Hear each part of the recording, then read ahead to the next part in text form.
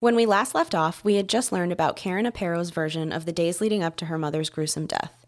In today's episode, we will hear Dennis Coleman's version of the story, as well as additional investigation details and the inevitable trials that followed. I'm Colby. I'm joined by my two best friends, Laura and Marina, and this is Grim.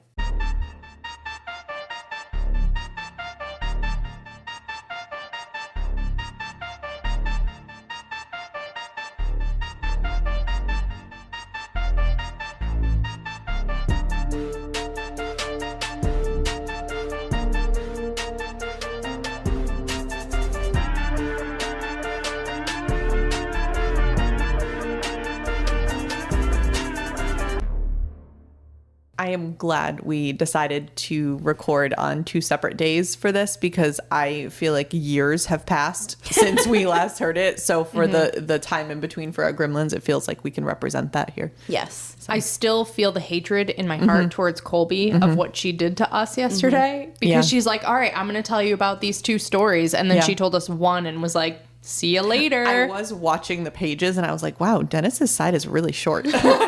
I had to keep you guys coming back for more. I can't give you both stories together. Give me more. Go, right? Brittany. Yeah, you got it. You got it. But Marina did not Name think so. that tune. No. It's because I can't sing. That's the problem.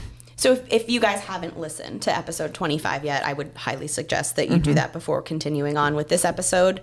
Although, if you listen to this first, would love to hear your impression of what you think happened. No, just kidding. It's not fully like a story in reverse, so everybody seems like a good person at the end. I think everybody's still going to seem like an equally horrible person at the end of the case. So in part one, we focused a lot on the discovery of Joyce's body and car, as well as the initial couple days of the investigation. We talked at length about Joyce, Karen, and Dennis, the eccentric tales that Joyce would weave, the extensive history of abuse Karen suffered at her mother's hands, and Dennis's romance, obsession, perhaps, with Karen. We also covered Karen's version of the events leading up to her mother's death. Yeah, hers were made up. Hers were definitely made up. Yeah. I'm going to tell you the real story because I believe Dennis. Okay. All right. So on Tuesday, July 28th, Dennis was driving Karen around when Karen asked him a question. She asked him what he would do if she told him that she hadn't slept with Alex just once, but over 20 times. Dennis told her that if that were true, he would drive his car right off a cliff and kill them both. Oh my gosh. So Karen very quickly says, no, that's not the case. I was just curious about how you were going to react. And I mean, I get it, right? Karen wants to be a psychologist now, so she's just probing the human brain. Yes, some probing happened, that's yeah. for sure. It's like one of those situations where like, what would you do? JK. Just kidding. I was JK. It was a very real life example, but it definitely wasn't real. Okay. All right. So later that same night, Dennis returned to the condo and stood outside Karen's window, and he just apologized profusely for his outburst earlier, and he told her that he just could not bear to think of his life without her, or even worse, her with somebody else. So he was just kind of saying, like, I didn't mean to scare you. Like, I'm so sorry I said that and I did that, but he was like, I can't live without you. Did he have a boombox? I wish he had a boombox. Rocks that he was throwing at the window. I don't think he threw rocks, but he should. He should have. Dennis claims that while he was at Karen's house, Karen began incessantly pressuring him to kill Joyce. She was crying and saying she just couldn't take it anymore. Dennis was crying because he was upset at what happened earlier in the day in the car, what was happening between Karen and Alex, and what she wanted him to do. So we have a lot of emotions at play right now. Yes. Yeah. Dennis claims that it was on this night that Karen came up with a plan. She wanted Dennis to cut the brakes in her mother's car. Oh, jeez. She said her mom was always driving too fast and it would just be so perfect. She would go to brake and get into an accident at a high speed and there's no way she'd ever survive. Karen pleaded with Dennis to do this for her, while Dennis pleaded with her that there had to be some other way. But Karen was adamant that in order for them to be together, for them to have the future they dreamed of, Joyce had to go. After some back and forth, Dennis finally agreed. Oh, Dennis. He went to an auto shop and purchased some wire cutters. He came back to the condo complex and sat in his car and just stared at Joyce's. He couldn't do it. He went back to Karen's window and tried to let her know that he couldn't follow through with his plan that night, but Karen was already fast asleep. Sleeping like a baby. Which, like, what does that say about you? Yeah, that, like, exactly. You just commissioned your boyfriend to go kill your mom and you're sleeping like a baby. Anyway. I know Joyce sucks, but Karen kind of sucks, too. Yeah, Everyone her name sucks. is Karen. But with an I. True.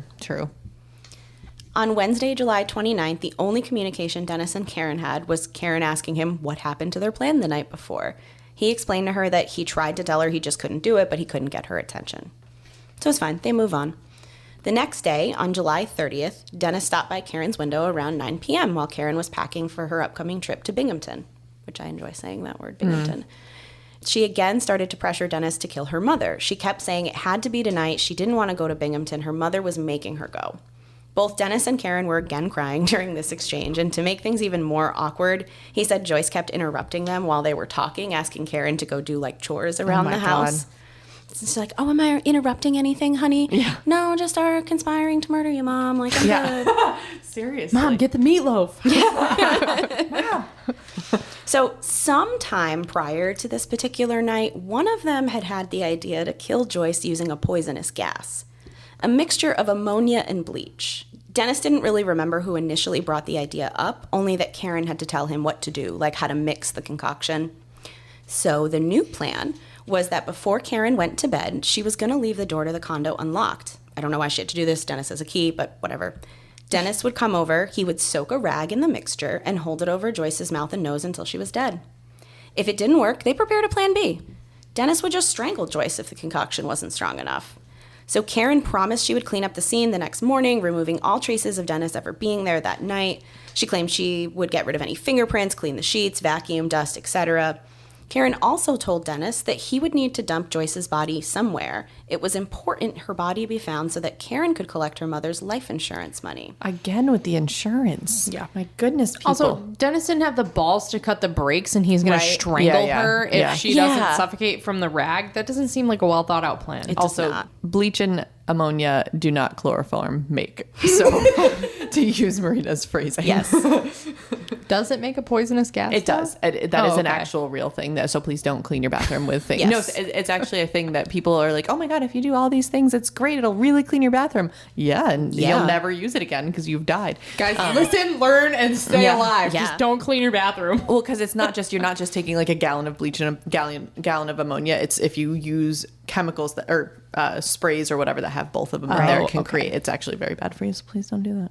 All right, so let's go back to why we need Joyce's body to be found. So what Karen says to Dennis is the money is important because they need it to start their new life together. Naturally. And just as a reminder, and I don't know if it's a reminder, I'm not sure if I told you guys in part one, but her life insurance policy was for around $300,000, and this is in 1987. Okay. So it's a good amount. chunk of money. Yeah. So Karen instructed Dennis to take the rings her mother wore as well because they were valuable and she wanted them for herself. They ended their conversation with Karen content the plan would be put in motion, but Dennis was unsure. He did not show up that night. Remember the call that Karen made to Dennis on Friday night, the one from the party she went to with her mom? Mm-hmm. Dennis confirms she did call him, but not just to talk about the cats. The first order of business was to talk about why Joyce was still among the living. She was supposed to be dead. Karen couldn't understand why, yet again, Dennis had not followed through with their plan. Did he not love her anymore? Why couldn't he show up and do what she needed him to do? And Dennis is like, do it yourself, bitch. Right? Yes. He says Karen got weird after the discussion, and then she did actually ask him to feed the cats. So that was not a lie. And he very readily agreed to go feed the cats. Of course he did. The last thing that she told him was that she was going to be back home on Tuesday morning. On Saturday, August 1st and Monday, August 3rd, Dennis used his key to the Aparo condo to go feed the cats. While he was there, he walked into Karen's room. He grimaced when he saw a picture of Karen and Alex on Karen's dresser. He didn't like it one bit. I don't blame him. Yeah.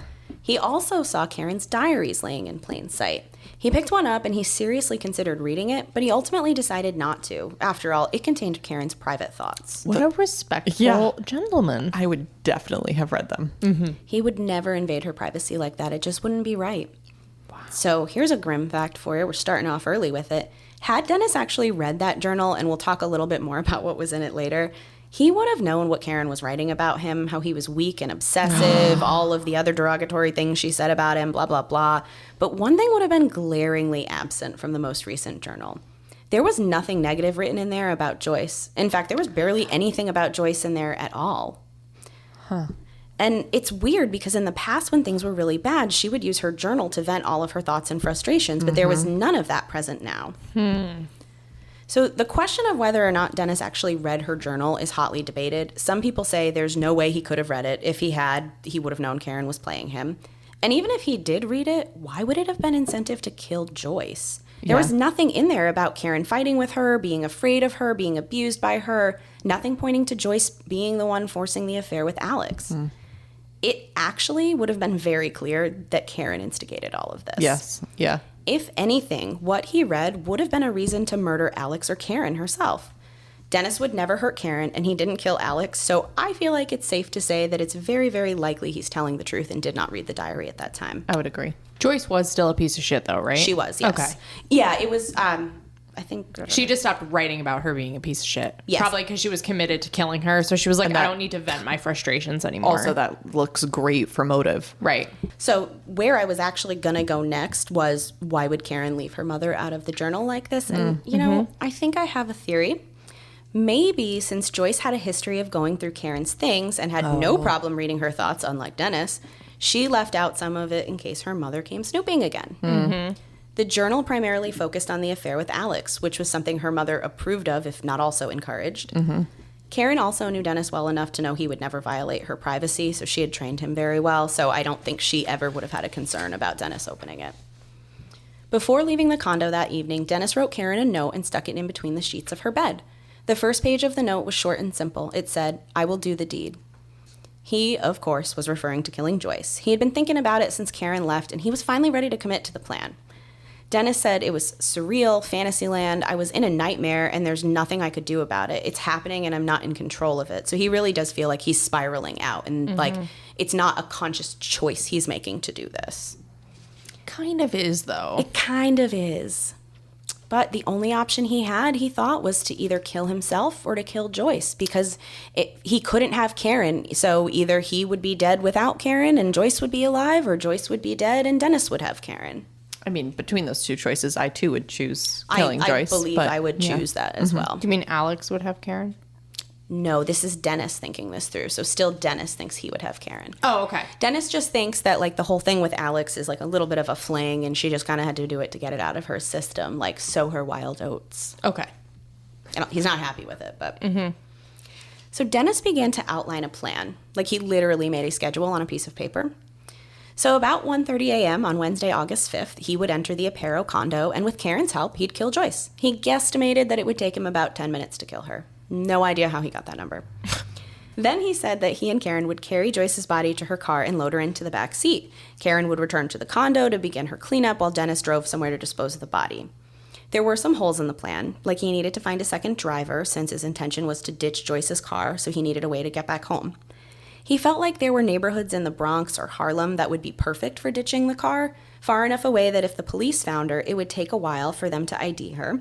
If anyone other than the police found her, he was confident that the people in this area were not going to call the cops. They'd be more likely to strip the car for parts. According to Dennis's timetable, the trip to New York, cleaning the car, ditching the body, would take about 5 hours total, getting him back to Glastonbury just in time to make his shift at the country club at 7 a.m. Priorities. Yes, priorities. Well, I think it's like his alibi as well, like part of it. We'll see. Except that police could also make those same calculations and be like, that is exactly the time it takes to go kill someone. So it probably You had plenty of time. Ooh, you only budgeted 10 minutes, though. We know it takes longer. Yep. Couldn't be. So Dennis tried to ask his friend Chris Wheatley to be the second driver, and yesterday I had read a note, or I had paraphrased a note that Karen left in Kira's yearbook. This is the Chris of Chris and Kira that is the couple that Karen, like, idolizes. Yep.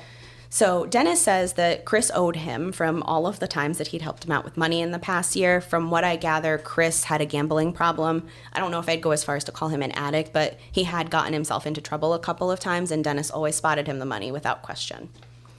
Since that was not enough of a motivator for Chris, Dennis said he could have $1,000 from the life insurance payout, but he was going to have to wait for it. He also told Chris he could have whatever cash Joyce had on her. Chris didn't agree, but he also didn't say no. He told Dennis he needed to think about it. Now, did Dennis say, you're transporting this car because I am killing someone and need to dump their car? Or was it just, hey, I need you to pick me up from this area? He knows what Dennis is doing. Oh. Yeah, I would assume if he's telling him that he's going to get a piece of the life insurance money, I would assume right. that. Good point. Knows. Yep. So on Tuesday, August 4th, Dennis arrived home from work around 3:30 in the afternoon to learn that Karen was still delayed and staying in Rowayton yet another night. So now their stories are kind of converging again. He was disappointed, to say the least. Karen also confirmed that Joyce had to go that same day, right? Every day she's reinforcing. It's almost like ritualistic, the way that she's doing it, like a chant. So she said, you know what? We can't do it tonight because I'm not going to be home because I have to stay in Rowayton another night. We got to do it tomorrow now. So at 6:06, Karen called Dennis again. She said, she'd been thinking about everything and she just couldn't be in the house when it happened. So Dennis would have to kill Joyce tonight, not tomorrow as planned. She told him not to worry about anything, though. She was still planning on coming back home first thing in the morning, clean everything up, and then she was going to wait 24 to 36 hours to report her mother missing. Karen also stressed the importance of Dennis bringing a change of clothes for Joyce. It was important that she not be found in her nightgown because then people would know she was killed at home and dumped somewhere. If she was found in her normal clothes, people may assume she never made it home from work on Tuesday night. So, now that the plan is on, Dennis has to win over his second driver. He went to Kira's house and asked Chris to go for a drive with him so the two could chat. I wish I could have been a fly on the wall for that chat. Really. Yeah. I don't know how it goes. Hey, you want to help me out with a favor? Chris said he still wasn't sure and he needed a little bit more time to think about it. So at 7:30, Dennis called Karen because he wanted to let her know, hey, I am trying to make this happen tonight, but Chris isn't into it yet. And Karen was adamant, it is vital this plan be carried out tonight. She has to go tonight. So again, he found Chris at Kira's house and the two took another ride with Dennis trying to convince Chris to help him. And this time, Chris agreed. Dennis called Karen at 9:03 to let her know they were good to go. He only needed to know when Joyce would be home. And Karen shared the good news that she was home already and probably asleep. So back at Kira's house, Dennis, Chris, and another friend named Frank hung out and they drank a bunch of beers. They had a mini horror movie marathon, capped off by watching Friday the 13th. At 11:30, Frank and Kira left the house to go buy a Garfield mug. I have no idea the significance of this, but it was so weird that I had to include it in here. They were like, do you know what I really need right now before we commit a killer crime? I hate Mondays. Doesn't he like spaghetti too? He does. Yeah, Lasagna. He loves lasagna. lasagna. Yeah. Loves lasagna, hates Mondays. Check. So now Chris and Dennis are left alone to discuss their plans. So they run through the details of the night. Chris agreed to pick Dennis up at his parents' house at 1 a.m. and Dennis leaves to go pick up some essentials at a nearby Wawa, which, can we just talk about for a second how we don't have Wawas in Connecticut today, but we had them in the 80s? I got to go to Pennsylvania for this shit. Or New Jersey, right? Are they in New Jersey? I think so as They're in well. Florida too, right? Yeah. Not going there. That's a bit of a drive to Florida. Yep. Marina will pull up the map, Quest, don't worry. Thanks. I'll get there in approximately 42 years. It's the instructions from 1997. So you might be wondering, what did Dennis buy in his little pit stop at the Wawa? Well, I know. He bought legs pantyhose. Remember, the eggs pantyhose? Oh. Yep. A black wig, work gloves, a box of plastic garbage bags, and a pack of Marlboros. Why did they sell black wigs at Wawa? I don't know, but you know what? Dennis didn't smoke. He started smoking that night. Yeah. I also, if I were creating a movie and I needed someone to go into a convenience store and appear as though they were going to commit a murder, those are the items I would have them purchase. I would agree with that assessment. The only thing he did not purchase was a weapon, but it's because he was using the pantyhose as a weapon. Yeah, exactly. See, I would have thought that he was putting the pantyhose over his face. That's with what the I black thought wig. as well. Yep. Yeah. So when Dennis got home, he did do one very smart thing. He burned the paper that he had outlined his plan on. I was a little worried about him having this all documented, but I get it. I need to work things out on paper too, usually. Except that I've watched way too many shows where they get impressions of the pad of paper and all that. And that's the first thing I thought of. They pull out an unburned piece of paper from the It's from fireplace. this notebook. Yes. After he burned the paper, he changed into his black pants, black shirt, black socks, and shoes. He went all black everything. He also grabbed a ski mask, a hat, a pair of goggles, and plastic bags. He grabbed a duffel bag with a change of clothes in it because he didn't want to wear the same clothes on the ride home that he killed Joyce in, which, good job. So a little after 1 a.m., Chris pulled up to Dennis's house. He was right on time. But to Dennis's dismay, Kira was in the car with Chris. Chris had told Kira what was happening, and for some reason, she insisted on going with them. I'm pretty sure Kira is the definition of a ride or die girl at this point. Well, she got her Garfield mug already. She's ready to go. Yep. So she did her thing for the night, and now they're going to do what her boyfriend wants to do, right? Yeah. It's fair. So Chris drove Dennis to the block over from the condo, and he parked. The plan was that Dennis was going to be inside the condo for about 20 minutes in total, and Chris was supposed to wait that amount of time before moving the car closer to the condo. At 1:20, Dennis got out of the car and began to head towards the Aparo house. He used his key to gain entry. He said, he had a little bit of trouble with it, and he was terrified that it was so loud that it woke Joyce up. It didn't. He entered the pitch black condo and put down the box of trash bags. He took off the ski mask. It was so hot that he was dripping sweat beneath it, and he was sweating so much that he could not see. Okay, also leaving all the DNA. Yeah, all the DNA. I will say, not in his defense, but I understand why he was sweating because it was early August. I'm assuming this condo did not have air conditioning, or at least not great air conditioning. So Dennis started moving towards Joyce's bedroom, and he paused when he saw her laying on her back. For some reason, Dennis feels like this is not how people sleep. Nobody sleeps on their back, so he's very concerned that she's awake. What? Yeah, I don't know. Yep. Plenty of people sleep on their backs. Sometimes I do. I usually sleep on my side, but sometimes. Yeah. So I'm sorry. It's okay. Perplexing. Yes, thank you. That's the most confusing piece about this case. I was is the back following. I was like, sleeping. I'm sweaty too. Yeah, okay. All right. So Joyce was asleep. She did just sleep on her back. Weird people sleeping on their back. So once he was confident she was still sleeping, he began to move toward her. He said that in this moment, he felt like he was having an out-of-body experience. It was surreal, and a psychologist later would say that even if a cop had been there and ordered Dennis to stop, he wouldn't have been able to. The cop would have had to have shot him to stop him. I wonder, are you going to get into, is there a name for that phenomenon? I don't know if there's a name for the phenomenon, but I will diagnose Dennis later. Ooh, okay. Well, I mean, I won't. I will share his diagnosis. They basically describe Dennis's state of mind as being trance-like and singularly focused on the mission to carry out to appease the love of his life. Wow. But as he got closer, Joyce did in fact wake up. Uh-oh. She sat straight up in bed, saw him, and began to beg for her life. Dennis remembers her saying, "Please don't hurt me. I have no money. Please don't hurt me." Because she didn't address him by name, though, he doesn't think that she knew it was him. I was just going to say that because, first of all, if she knew it was him, why would she assume that he was going to hurt her? And then second, why would she say, I don't have money? Why would he want that? So I would agree with that assessment. It wouldn't have mattered, though, even if she did, because it was too late. There was no turning back now. So Dennis pounced on her. He wrapped the pantyhose around her neck, twisting tighter and tighter. He used his knee on the bed to brace himself. Joyce was gasping for air, and Dennis kept telling her to shh. He grabbed a pillow and held it over her face. He didn't want her making enough noise to draw attention to what was going on. He said he kept losing and retightening his grip. His finger was developing a blister from all the pressure. How uncomfortable. He thought about stopping, but he pressed on. She struggled immensely. Joyce Aparo's death was not a quick or pleasant one. Finally, Dennis looked down and Joyce was dead. He looked at the clock. It was 1:56. It had taken him over 25 minutes to kill Joyce. Uh-oh, his whole timeline's off now. His whole timeline is effed. It takes a long time to strangle someone. It does. Yeah. He's going to be late for work. Yeah, we'll see if he's going to be late for work. Now he's in a hurry. He drags her body into the living room and he attempts to bag it in the trash bags, but she went through them. He grabbed 2 Afghans from the couch and wrapped Joyce in them. Fun fact, Joyce had made those Afghans, so that didn't work out so well for her. Wow. He went to the sliding door to check to make sure Chris was still waiting there for him despite being behind on the plan. But he didn't see Chris. Instead, he saw a police car slowly cruising by. A moment later, another. Then the first cruiser circled back around and passed by again. Dennis was in a panic. He had no way of knowing that the cops weren't there because they were privy to his plan. They were actually out looking for a cat burglar that had been hitting homes in the neighborhood lately. How unfortunate for him. Yeah. He decides he's going to leave Joyce's body on the floor of the condo and he's going to jump in her car and go out and look for Chris because maybe the cops scared Chris off.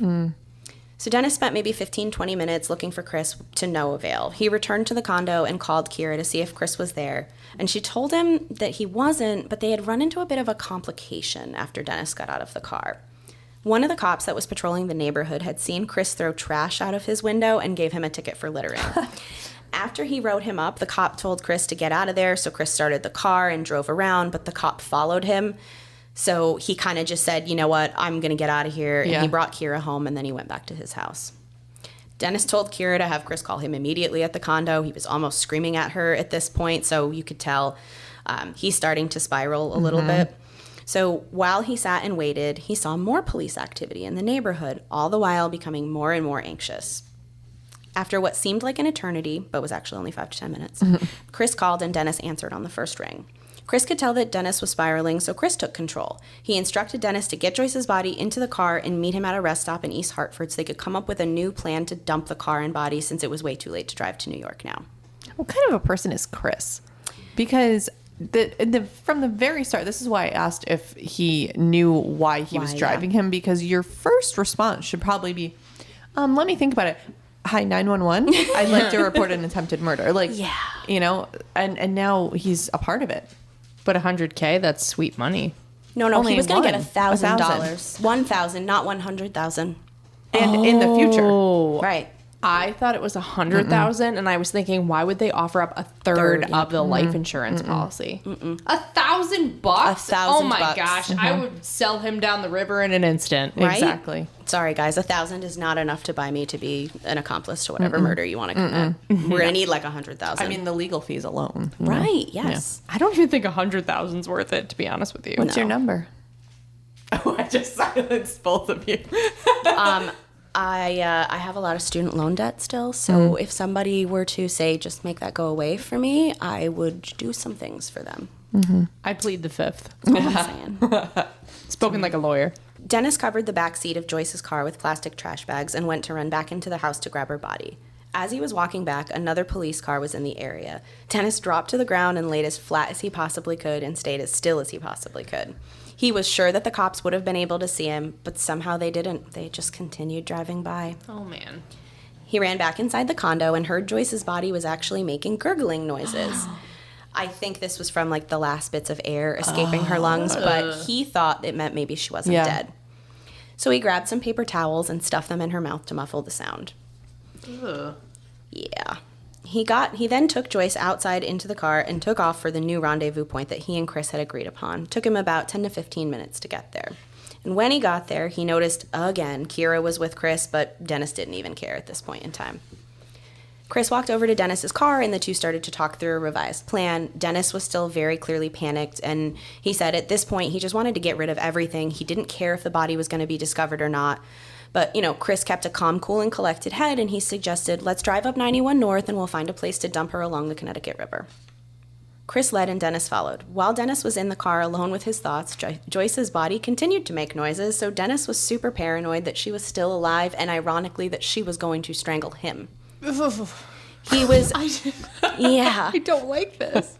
He was so on edge that he tried to turn the radio up to drown out his thoughts and the sounds that Joyce was making in the back seat, but it did not help him. Is that the equivalent of turning the radio down so you could see the numbers on the houses better? Yes, exactly. About an hour and a half into the drive, he just couldn't take it anymore. He pulled over and he flashed his lights at Chris so he would stop as well, because remember, Chris is the lead car. Dennis was starting to get very worried about the time. He needed to make it back for his shift at 7 a.m. My best guess is that it is somewhere around 3:30 to 4 a.m. at this time, just based on adding up all the times that stuff took. Chris agreed to get off the highway at the next exit and find a place to put the body. But they were having a little bit of trouble finding the river, so they just kind of decided they were going to bail on that plan and ditch her down an embankment.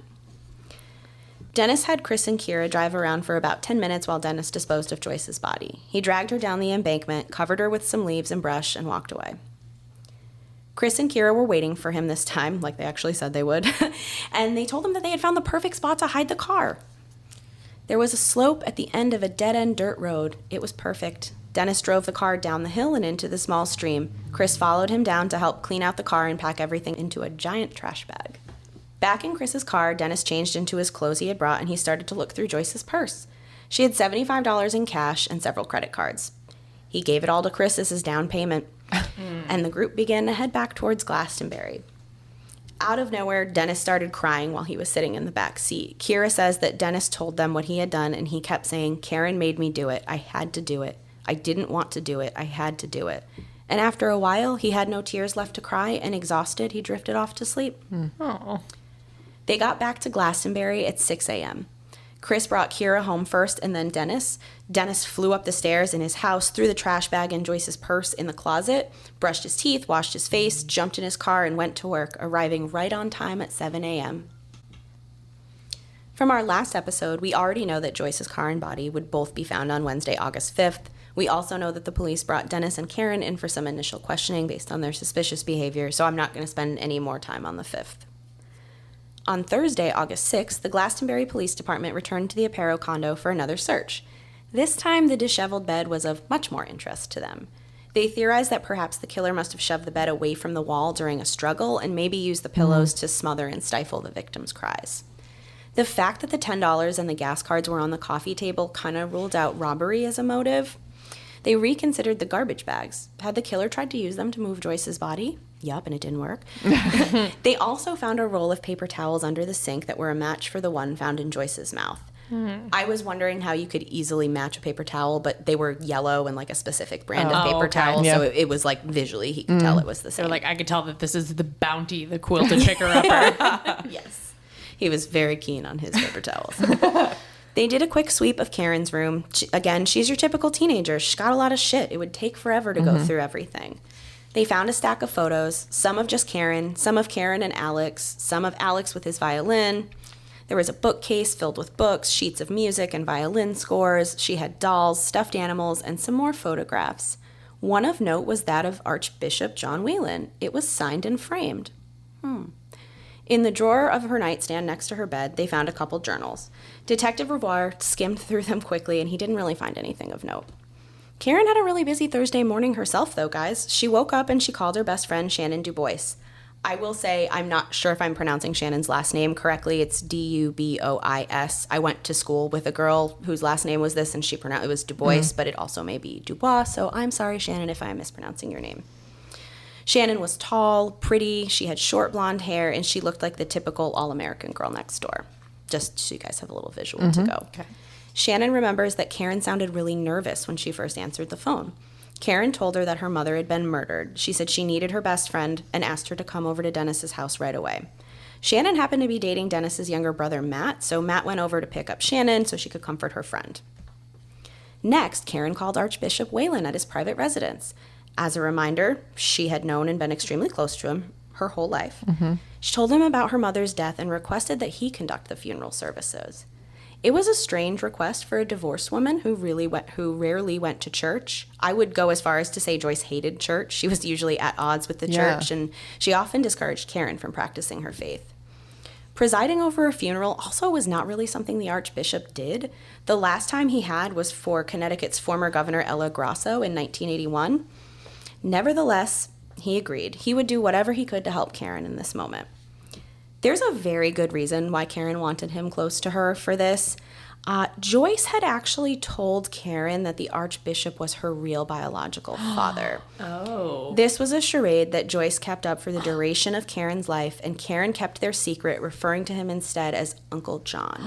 Oh, yeah, because Joyce was a pathological liar. So I will dispel the myth very quickly. A year after all of these events, Karen asked him if it was true, and he said no, he wasn't her father. Wow. When Shannon arrived, the girls stood outside and they talked. Shannon asked Karen where Alex had been when the murder occurred. Karen said, nope, he was with me in row 8 in. Shannon then asked, well, who would do such a thing, while Karen silently stared at the ground. Shannon said that Karen looked over at the Coleman house, and then she asked her, Karen, do you know who did it? And Karen told her Dennis did. According to Shannon, Karen told her that Dennis had strangled her mother with a pair of pantyhose, which we know is accurate. Shannon couldn't believe this, though. She didn't want to believe it, but Karen told her she had proof. She took Shannon to Dennis's room, opened the closet, and pulled out a light-colored duffel bag. Shannon looked inside the bag and found a bunch of black-colored clothing and a bright orange leather purse that Shannon recognized as Joyce's. Michael Zuccaro and the other Athena business partners also arrived to check on Karen. They got to the house around 11:30. One of them, Anne Marie Murray, took a 30-minute walk with Karen, where Karen expressed a lot of concern for her future, specifically where she would live. Anne Marie is a saint, and she actually offered that her and her husband would take Karen in, but Karen would not accept. Karen wasn't worried about money, though, because she shared that her mom had a $300,000 life insurance policy, which is a weird thing to bring up in this moment.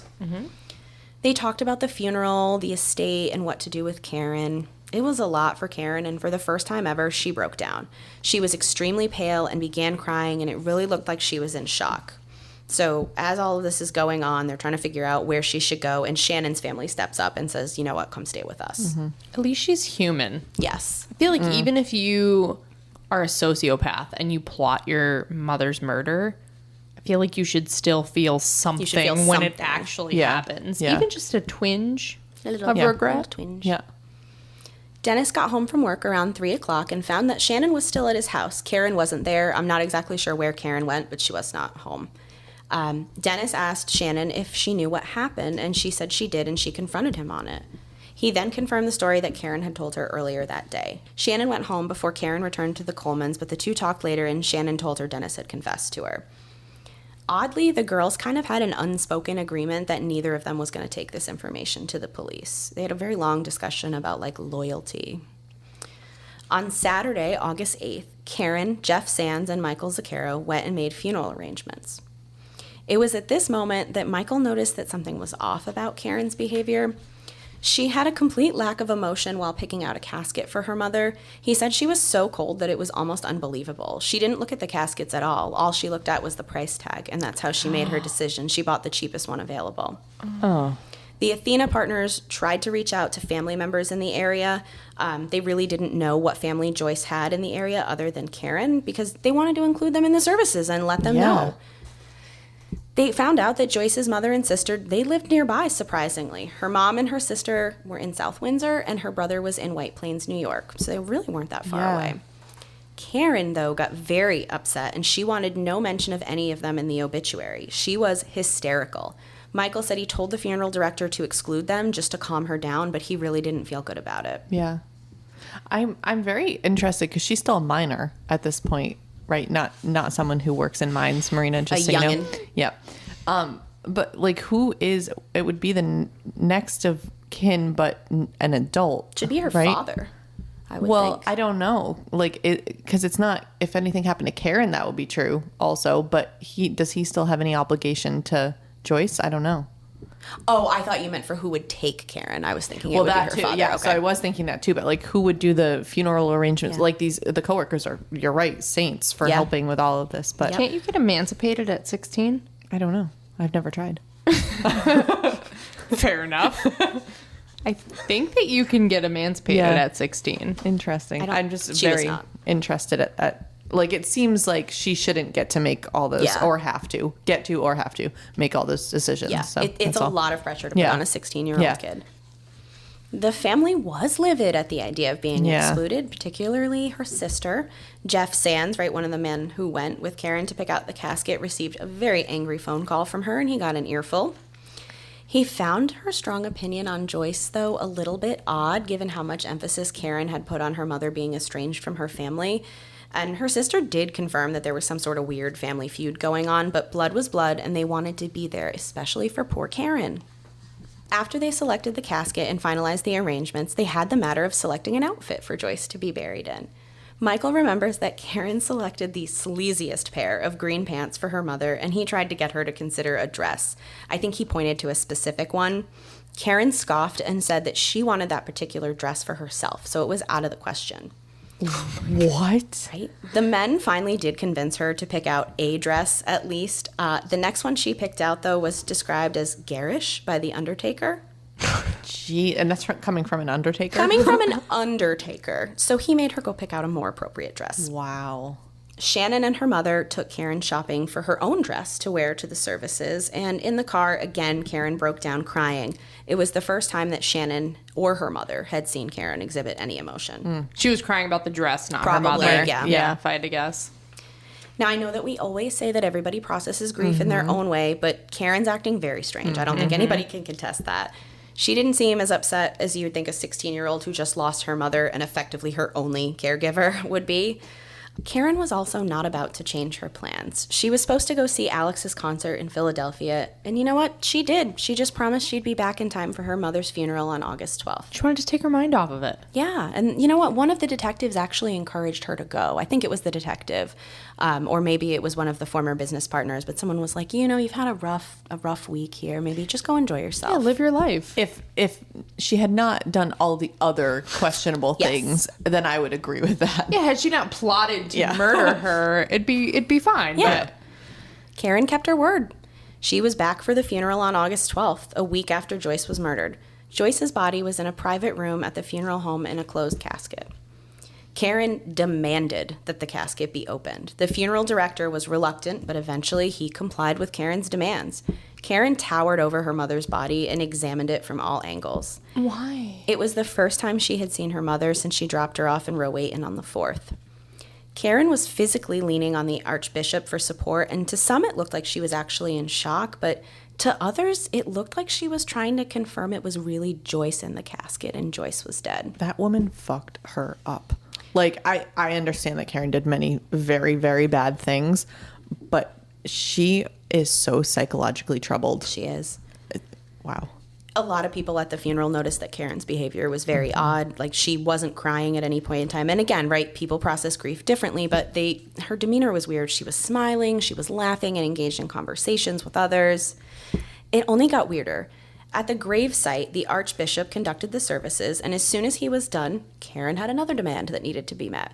Karen wanted the funeral director to begin to fill the grave in immediately, which is not how this usually works. Usually they do that after people have long left the cemetery. Yeah. Doesn't want her to escape? I think so. Karen insisted, so the funeral director tossed a shovel of dirt on top of the coffin just to appease her. As Karen went to get into the limo, she turned to the crowd and said something really odd. She said, "Will everyone clap as I make my grand exit?" What? No idea what's going through this girl's head. The Du Bois family invited those who had attended the funeral services to come back to their house. Once there, Karen called Dennis and asked him to come over. He did, of course. He'd do anything she wants him to. And the two went into the bathroom to have a private conversation. So Dennis was not present for any of the funeral services. Alex was actually the one that rode with Karen in the front car, and Alex was the one that was at the grave with her. Which is, I wonder if other people commented on that or noticed that. How long the conversation between the two would become critical years later, but there are varying accounts. Some people say they were only in there for 5 minutes, some say they were in there for 15, and there were obviously a ton of people at the Du Bois' house after this, so multiple people backed each. Some people said, yeah, it was only 5, and other people were like, no, it was definitely 15. So we don't know exactly how long they were in there. Time is relative. Yes. And relevant. Okay. Deep. Dennis said that Karen was asking him questions about the murder, the same questions she had asked him before, right on the phone at the police station, so she already knew the answers. Dennis said they were together in the bathroom for maybe 5 minutes. Karen said that since she had finally seen her mother's body, she needed Dennis to explain to her exactly how the murder went down. I think she may have actually been caught off guard by how many bruises were on Joyce. Oh, I forgot about that. Karen claims that it took Dennis 15 minutes to tell the tale, which I still feel like is a pretty quick amount of time to absorb all of the details that Karen is telling people she knows. Jeff Sands, who was at the Du Bois' house, noticed that Karen seemed to be acting a bit funny after emerging from the bathroom. She told him she needed some fresh air and asked him if he'd go for a walk with her. He did, and Karen told him that she knew something and she needed help. Now, Jeff is an attorney, but he's not a criminal attorney, so he asked her if she needed a criminal attorney, and she said, "Not her, but Dennis just confessed to me in the bathroom, so he does." What a bitch. Oh. She wanted to know what she should do. And Jeff is like, well, if you don't tell the police what you know, you are committing a crime, so you have to tell them. Oh, my God. Karen didn't protest, and Jeff offered to take her to the police station. On the way out of the Du Bois' home, Shannon said something to Karen that really stuck with Jeff. She gave her a quick speech about loyalty and friendship on the way out. Oh. So I'm pretty sure that Shannon's like, don't you go narc on him. Yeah. Like, what is this? Jeff and Michael Zuccaro accompanied Karen to the police station. Karen told the men that Dennis said he killed Joyce because she was preventing the pair from spending the rest of their lives together. The way she told them the story, today was the first time she had found out about this. Did she think that she was at risk, or is she just that manipulative that she wanted to fuck up his life now that she made him do the thing that she asked him to do? Oh, versus like just letting it be an unsolved murder? Yeah. Oh, I think it's manipulative. I think so too, because she ultimately didn't want to be with Dennis. She wanted to be with Alex. So actually it would have been a good way to get Dennis out of the picture too. And her mom. Yeah. Yeah. 2 birds, 1 stone. Before they walked into the police station, Sands again asked her if she needed a criminal attorney. He wanted to know if there was any possibility that her statement would incriminate her. Karen said, "No, there's no problem. Dennis confessed to me, and I just can't live with this information." Except, what do we always say? I don't know what our exact phrase is, so I guess it's not what we always say. You shut your mouth when the police are talking to you. You shut the fuck up. Yeah, that one. Yes. Before allowing Karen to speak with the detectives, Jeff Sands actually went in and he asked the men if they would use anything Karen said against her. And they basically both just agreed that as long as Karen told them the truth, they wouldn't use anything she said against her. So she was fine. That's not how it works. That's like the opposite of the Miranda reading. Miranda rights? Those. Yeah, that's not how it works. Yeah. They're like, as long as you're truthful, we won't hold anything against you. Right. I think maybe the reason he said it that way was that nobody thinks Karen is guilty of committing a crime right now. So I think they're just kind of worried about her somehow incriminating herself by saying what she had heard in the conversation with Dennis. Karen spent the next 3 hours with the detectives. She told them what Dennis had shared with her in the bathroom earlier that day. She shared that he had killed her mother at 1:56 in the morning. She mentioned the yellow paper towel that was stuffed inside of Joyce's mouth and a couple other details that hadn't yet been released to the public. Only the murderer and somebody he would have told would know these details. Did she really need to prove that he killed? Like, I feel like she got all these details or shared all of these details to prove that he confessed to her. But did she really need to? Couldn't she just have said, he confessed to me and they can figure out the rest? I don't know. It feels like she was going overboard there. And how is it in this situation? I feel terrible for the murderer. Right. In this You moment. said that. Yeah. Dennis is the most sympathetic person in this entire case. I feel so bad for him. He did everything that she asked him because he loves her so much, and she turned around and sold him down the river. Yep. Yeah. Karen's statement was 15 pages in total. I don't know if that's long, but it felt long to me. It was enough probable cause to arrest Dennis for the murder. When she was done, Detective Kavanaugh got up and kissed Karen and thanked her for her bravery. That's weird. It is weird. He's not the same one who said the sexual aura, is he? I don't know who made the sexual aura comment. It could have been him, but I'm not sure. No. I don't like it. He's like, I gave her a nice mouth kiss to thank her for her testimony.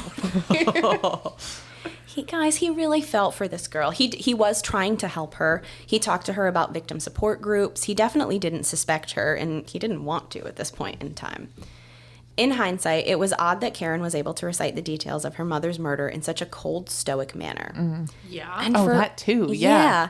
And for only having heard Dennis confess one time for 5 to 15 minutes, they too thought she remembered a lot of details. Some people have really good memories, though. That is true. But this is why the duration of the discussion that happened in the bathroom was important, because they were basically debating, like, what is enough time to divulge this amount of information and retain it and then be able to repeat it. They talked for 5 minutes, and then she confessed to the police for 3 hours about what he Yeah, said. 15 pages, yeah. Yep.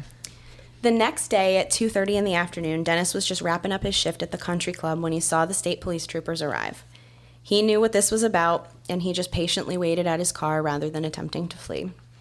He was arrested for the murder of Joyce Aparo as well as conspiracy to murder.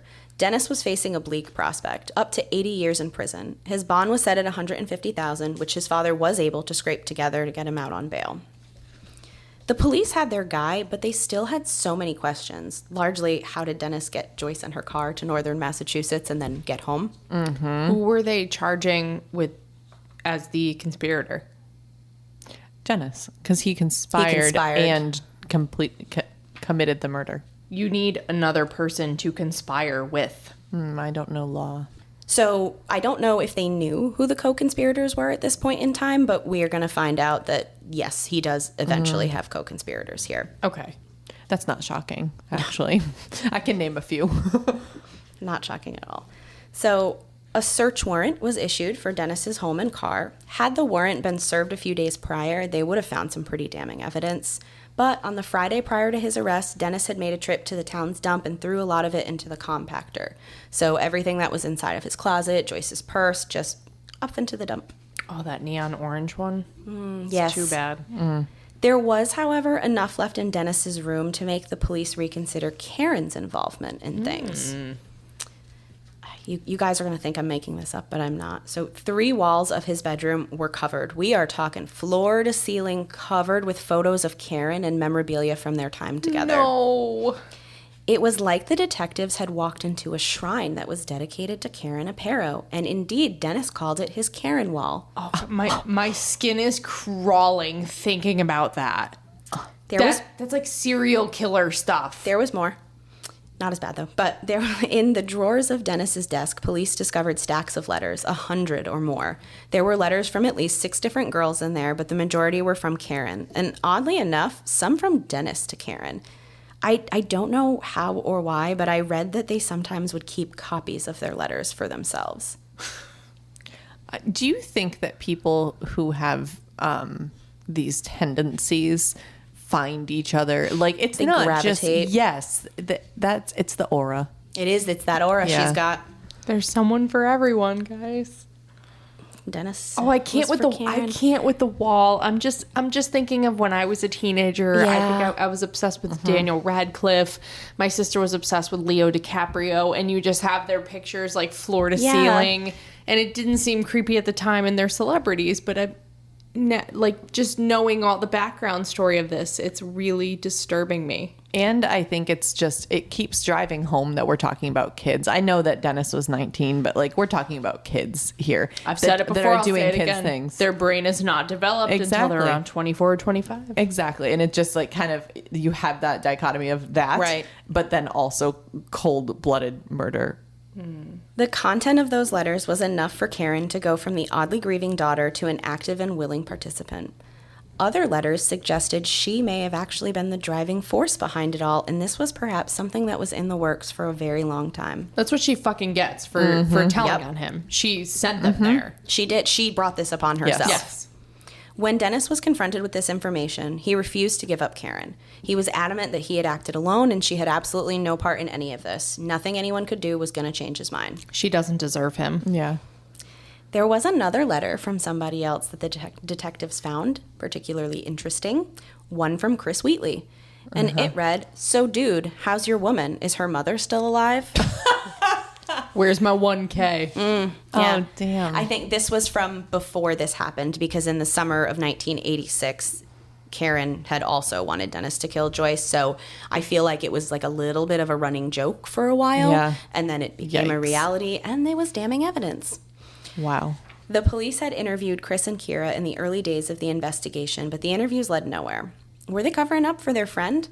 Detective Kavanaugh went over the reports from the night of the murder, and something stood out to him.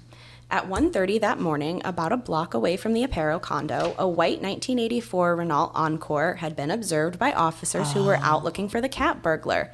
Several noted that the car had passed by the complex multiple times. The car had also been ticketed that night.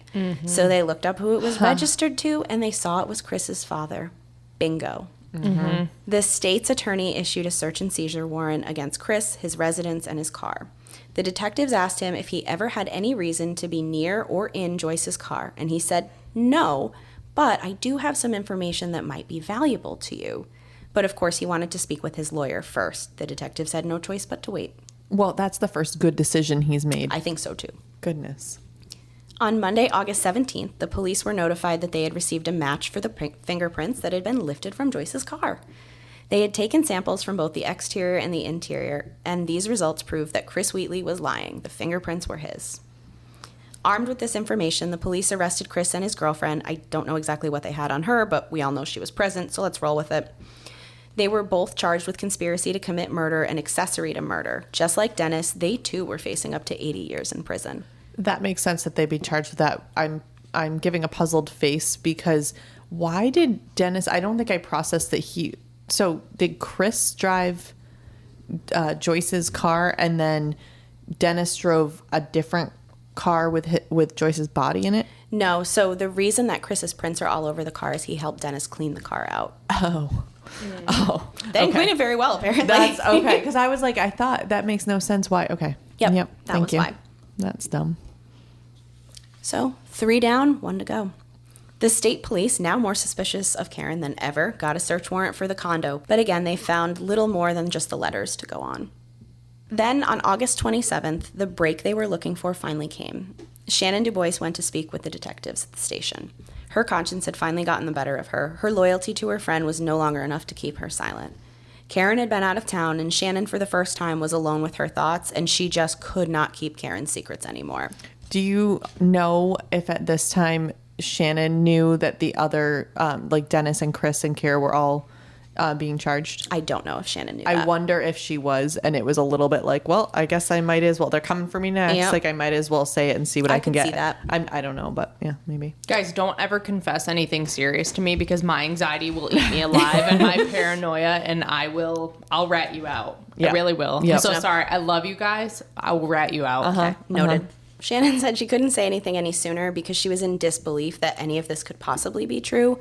And just as a side note, at this point, the Dubois family told Karen she was no longer welcome to return to their home. That's fair. Yeah. Very fair. Yeah, because I guess Shannon would have had to talk to her parents, most likely. Yeah, she did. She told her parents first, and her parents were like, no, we have to go to the police with this. Yeah. So, of course, Karen went and cried to the Archbishop, who arranged for Karen to stay with some nuns and then later a Catholic family in town. That poor family, just trying to do their good deed. Since Shannon was not involved in any of the plotting and only withheld information, the prosecution granted her immunity in exchange for her testimony. Mm-hmm. Shannon told the detectives what she had known and come to learn over the course of the past 3 weeks. The letters plus Shannon's statement were enough. On August 28th, a warrant was issued for Karen's arrest, and she was taken into custody later by Detective Revoir. Good. Mm-hmm. News of her arrest had gotten out, and there was a crowd of reporters waiting outside the station. The first impression Karen left on the crowd was lasting, but not a good one. Rather than a grieving daughter, she came off as extremely arrogant in both how she carried herself and the facial expressions she made. That doesn't sound at all like the Karen you've been telling us about. No, not at all. I'm actually a little surprised that she wasn't behaving differently to manipulate people. True. Yeah. The police knew that their case against Karen was not as strong as the one against Dennis. They really needed Dennis's help to convict her, but Dennis was loyal and refused to give her up. Oh, Dennis. Desperate to find a way, they told Dennis how his arrest had come to be. It was Karen who had approached them freely. Karen gave them the I will do the deed note. Karen told them about his confession. Then the kiss of death. They gave him Karen's diary to read on September 3rd. Now Dennis was willing to talk. So I feel so bad for Dennis. I know, and that also solidifies for me that he did not read it. I don't think he did, because no, I right. don't think he has it in him to act and manipulate. So he is not pretending at this point. So interesting enough, perceptions began to shift. Dennis was no longer viewed as a cold-blooded killer. He was a victim of Karen's. Mm-hmm. And Karen was no longer a victim herself, but an evil incarnate, a girl who wanted her mother dead and manipulated a love-obsessed young man to do so. One resident of the town was actually quoted as saying, if this was a couple hundred years ago and 100 miles north of here, they would have burned her with the rest of the witches in Salem. Wow. Oh. Yeah. So another person thinking that the women of the Aparo family are witches. Mm-hmm. But let's talk about what happened to everybody after they were arrested. So we'll do Chris and Kira first. Chris and Kira both ended up cutting a deal.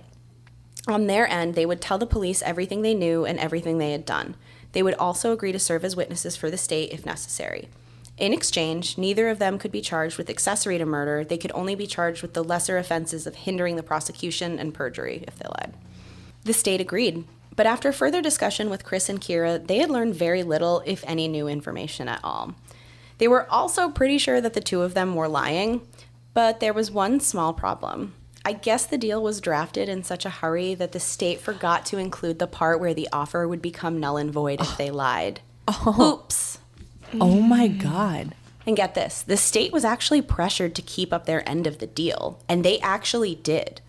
So on the hindering charges, Kira's case went to juvenile courts and the records were sealed. Kira's 16, or was 16 at the time. We know that she could have been sentenced to 3 years in prison. She was not. She was let free on probation.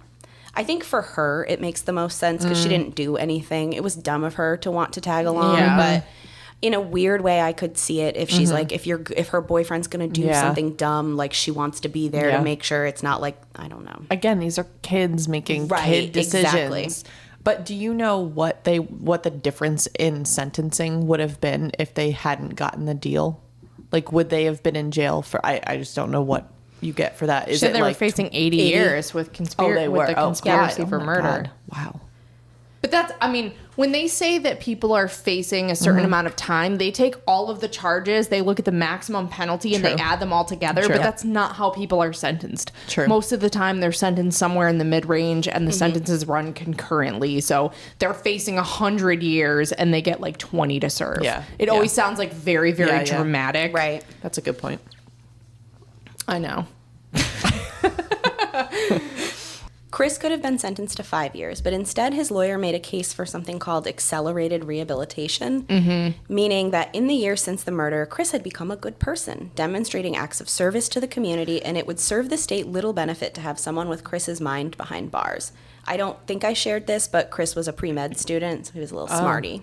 Jeez. It's not just that. For certain crimes, accelerated rehab is like sort of like a get out of jail free card. Like you can use it once. Again, only certain crimes, but if you fall under it, you apply for the program. Same thing if like you have your first DUI, you can apply for DUI programs, drug programs, but Interesting. Yeah, Chris was rehabbed instantly and put on probation for 2 years, at the end of which his record would be erased. Wow. And Chris did keep up his end of the deal. He went back to being a good boy, went back to his studies, and in September of 1990, his record was wiped clean. Wow.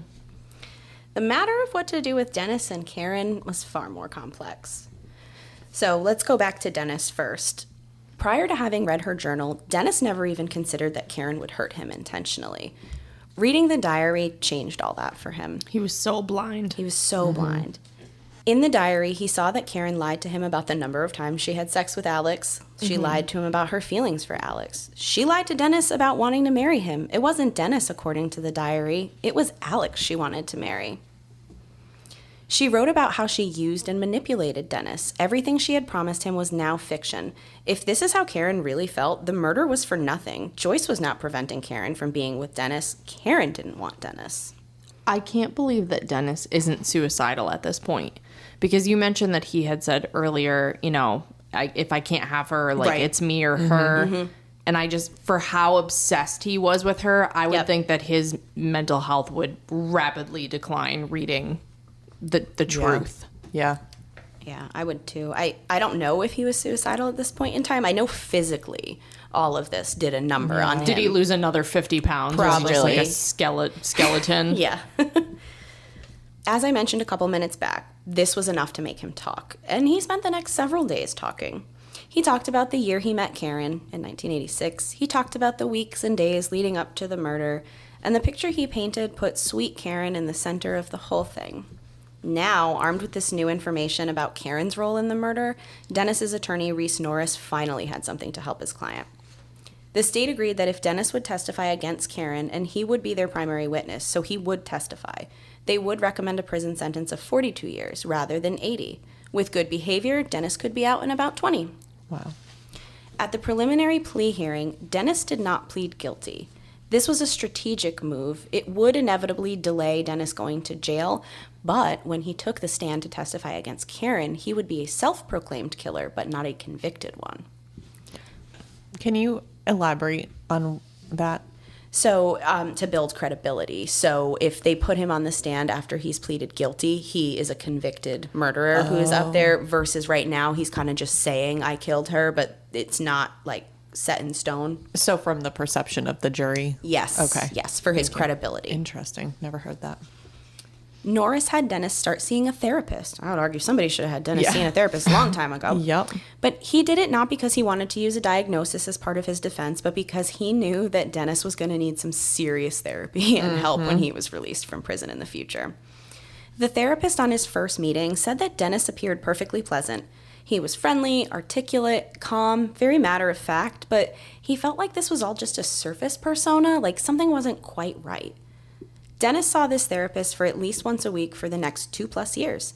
After some time, the therapist was finally able to place his finger on what it was about Dennis that seemed off. He said, Dennis was not blocking his feelings. Inside, he is empty and dead. His inner world is a dead and empty one. What? The person we all see is a reflection he casts back at you, like he's just mirroring what society tells us is normal. He said that Dennis was using Karen to fill in these blanks. She was the center of his world. One time they did an ink blot test, and everything came back to Karen, and that's hard to do. This was not love we were dealing with. This was obsession. Oh, I have such chills. That is so much creepier. It's not Yeah. at all. I thought maybe you would go like, maybe he had multiple personalities or schizophrenia or something that He does was have preventing. something. Okay. But still, that was not the the direction. description of being empty Yeah. and filling And in your dead personality inside, yeah. with somebody else. That's so scary. It's When so people creepy. do that. Spooky. Ooh. His therapist was fascinated by him. Yeah. He consulted with his peers on his assessment, and they all agreed. While Dennis knew what he was doing when he murdered Joyce, he had little choice in the matter because Karen asked him to do it. He would do anything Karen said. He was compelled to act. They considered Dennis the vehicle, but not the driver. He was the gun, but Karen pulled the trigger. This is still someone you would not want out in society No, because no. if they I are think so. that open to suggestion, you're like, well, what if you meet another Karen? Yeah. No, They thank probably you. would. So even though it wasn't their intention to diagnose Dennis, they did. Yeah. So Dennis suffered from borderline personality disorder. Oh, okay. He was what we call an as-if personality, which means that the person is just doing what they feel is expected of them and they are unable to behave genuinely or spontaneously. So it's like the mirroring what they think the expectation of them should be. That's fascinating. Which actually explains a lot about when you first described him and he seemed like such a catch. Right. That would be because he was That's what he thought. creating that. right. Wow. So trial dates came and trial dates were postponed. It was like nobody actually wanted to bring either Karen or Dennis for final judgment. Originally, Karen's trial was supposed to happen before Dennis's, but because of all the delays, we'll see momentarily that Dennis's trial actually happens first. And that's probably because of the convicted versus self-proclaimed thing. Oh, yeah. So Dennis was a free man while he was awaiting his trial, and he made the most of it. He didn't attend college. Instead, he bought a motorcycle and went for joy rides around town, which, I mean, good for him. He worked on his model house. He did a ton of outdoor activities like camping and hiking. He played a few gigs with his band. He experimented with drugs, tried some weed, cocaine, LSD, all while desperately trying to forget the events of the year prior. I feel like he really should not be trying hallucinogenics. Seems very, very bad. I'll give you one positive. So he kept all of his appointments with his therapist. Wow. He also took down his Karen wall, and he put it in a box and stored it in his attic. I mean, he probably should have just gotten rid of it in Yeah, general, shouldn't but at store least it. he took it down. Baby steps. Yeah, at least he took it down. Karen tried to continue with life while she waited, but it wasn't so easy for her. She tried to return to school, but the cruelty she faced was unbearable. She was transferred to Hartford, but the kids there knew about her as well. She rarely saw the people who were her mother's friends, so gone were Michael Zuccaro, gone was Jeffrey Sands. She stayed with her former babysitter for a time, but the woman, who considered herself to be very spiritual, insisted that Karen brought bad vibes into her home. Not wrong. Not wrong at all. No. Karen ended up getting her own apartment in Hartford. She gave up the violin and got a job at a local bank. While the public continued to really feel for Dennis, anybody who was left supporting Karen had totally turned on her at this point. She was a girl with no heart, a vicious, unfeeling, sexually promiscuous teenager who for some reason had manipulated a nice, popular, all-American boy into murdering her mother, and then she had turned on him. Can you guys imagine how strange it must feel to literally be hated by the entire town that you live in? I mean, when you earn it, though. Yeah. I can't imagine that, but I also can't imagine doing all the other things that she Yeah. did. So, Good point. you know.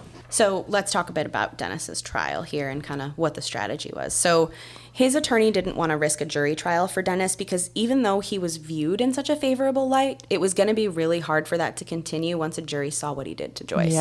Yep. Also, in my opinion, juries convict on far less than beyond a reasonable doubt every day. I think that I would take my chances with a judge if I was in that situation. Yeah. But it just depends on the circumstances of the offense. So Norris, his attorney, had met with prosecutor Thomas, and they agreed that if Dennis would change his plea to guilty, the state would not hold him to the original terms of the deal that was laid out, and at this point, it was years prior. A hearing on the sentence would be held in an open court. Norris could present whatever evidence he wanted and whatever defense he would have presented at trial. He could ask the judge to impose a lesser sentence, but no less than 30 years. The state would still ask for 42, but it would be at the judge's discretion. Judge Raymond Norco, who is noted as looking remarkably like Terry Bradshaw, the former Steelers quarterback, presided over the hearing, and he considered what to do. Norris asked the court to consider his sentence of 32 years for Dennis. Even if he served 2/3 of the time, which is not uncommon in Connecticut, at least not back then, he would still lose his entire youth. He would get out of jail when his best years were behind him. Norris was adamant that his client not be sent to Summers to serve his time. It was overcrowded and full of hardened career criminals. Dennis wasn't like these men. He should go somewhere where he'd be safe. The judge agreed. The judge said he was deeply, deeply disturbed by how freely these teenagers all spoke about murder. It was the equivalent of talking about taking a candy bar off a shelf for them. It was so casual. He didn't understand why none of his friends tried to reach out and stop him. He questioned why there wasn't a parent, educator, church member, anyone with a pulse in the community that could have helped Dennis in this situation, and told him no. He wouldn't have listened. I don't think he would have listened. He would not. He was so obsessed with her. It wasn't logic Right. that he was using, and I think that would have been the problem. No, but it is this weird set of circumstances that Karen didn't have good supervision in the right way. Yep. And then Dennis was old enough to not have good supervision, and then I mean, I don't know how Chris and Kira. Yep. How Chris and Kira got into the situation aside from being friends with them. It all just seems like if you had one responsible kid and parents, that I guess they wouldn't be friends with them. But I don't know. One of my old bosses said something to me that has stuck with me all these years, and it applies in so many situations. Lay it on us. You cannot use logic to talk someone out of a position that they did not use logic to talk themselves into. Oh, That's that good. is brilliant. And it is brilliant, and it applies across the board. And it applies to Dennis, and it applies to people when you're talking to them. Yep. You need to just step back and realize. It applies to your children. Yes. Yes. Oh, 100%. Sometimes I fight with my toddler, and I'm like, this is my fault. This is my fault. I need to be the one to walk away because I'm not going to win this fight with my 3-year-old. Like, I'm going to come out as the loser. Yep. The judge asked Dennis if he had anything he wanted to say to the court before he heard the sentencing. Dennis rose and quietly said, "If I could turn back time, I would. I'm not a cold-blooded person, and this was not cold-blooded. It was the opposite. It was passion. I felt very much like it was a choice between committing suicide or committing murder. I can't tell you how much I regret it." And actually, the reason why the book I read is called Beyond Obsession is one of the things Dennis said during his testimony, was that like his infatuation with Karen was beyond obsession. I still feel really bad for him. I still do too. Like, he has his own set of problems that he has to work through, but like, man, crossing paths with Karen, she was one of those people that when you crossed paths with her, she was going to destroy your life. Yes. I mean, Joyce sucked. Joyce too. Yeah. Did she suck enough to die? Probably not. Probably not. But I still... I don't know. She beat the shit out of her infant child. So Yeah. that's pretty. I mean, She really sucked, but so did I just have so many feelings. I know. A lot I of don't feelings. know. I don't know how to feel. But I strangely feel sad for Dennis. Then the judge read his sentence. For the murder of Joyce Aparo, 34 years. For conspiracy to commit murder, 20 years. Sentences to run concurrently. He concluded by saying, "Dennis, do what you can. Use your mind to survive up there. There is hope." Up there, like he was sending him to Summers? Yeah, he did initially send him to Summers. And that was it for Dennis. He was removed from the courtroom by 2 deputies and put into a van to await transfer to Summers. Once again, 3 down, 1 to go.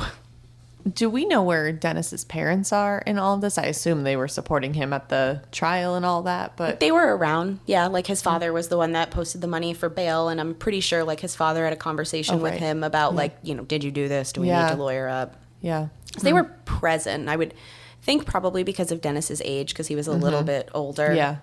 They An weren't- adult. Yeah, an Technically. adult. I think Technically. they just weren't as engaged in Yeah. like his day-to-day life. Now, in your dissertation, did you go into all of Dennis's history and background and like how he was raised? And I'm fascinated. Like, did he have any, aside from what you started with when you introduced him, that he's this all-American great guy? I'm just curious if he ever exhibited signs. There was nothing in the book about Dennis's childhood, which for the 400 or some odd pages that I read, I was kind of surprised there wasn't much in there. But I don't. Maybe it was just unremarkable. That's what I was like thinking. it might have just Yeah. been Yep. normal. Yep. If it was It's noteworthy, crazy. Right. it would be noted. Yeah. Yes. Yes. The more you know. This has been your quote of the day from Grimm. I love your announcer voice. Me too. All right, so let's talk about Karen now. Karen's attorney was Hubert Santos. Hubie Santos. He was legend. Wait for it.